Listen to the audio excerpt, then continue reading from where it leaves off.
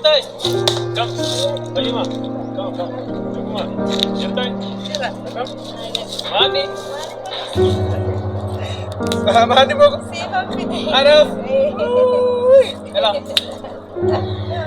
Jirtai kawan. Nagara ni. Mari po. Kirain itu mari kuna kam. Jadi kita mari. Kota marraga. Si waya dugaan sih man. Eh? Kena kita tere kun. Nakam re. Naga.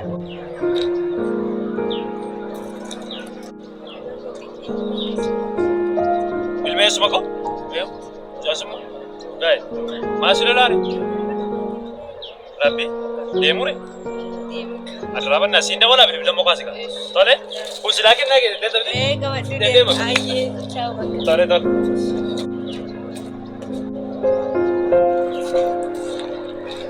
Lali.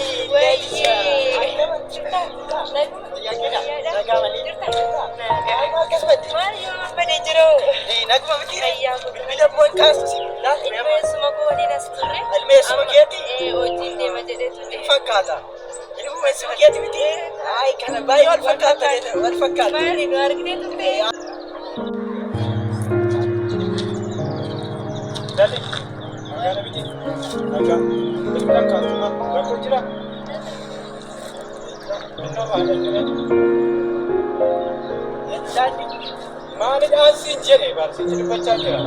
Eeyyuudhaan nama biraa jira al tokko. Ajirtaati. Na dhageessa. Har'aan booda jechaadha. Kan ishee waliin teessu miti.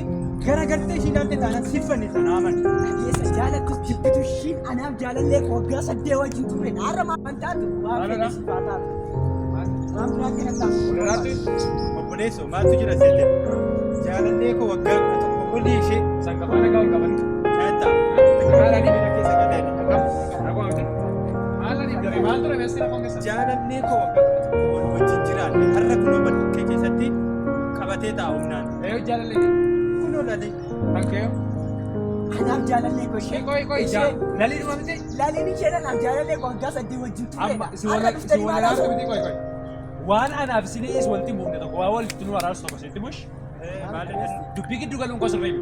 Yoo barbaade dubbii kaasuun hin danda'amu. Akkuma keessan dhiiranis. Garuu maanni seeti. Sila utuun ishee faana taa'ee haasaa waddaa argani nuuni.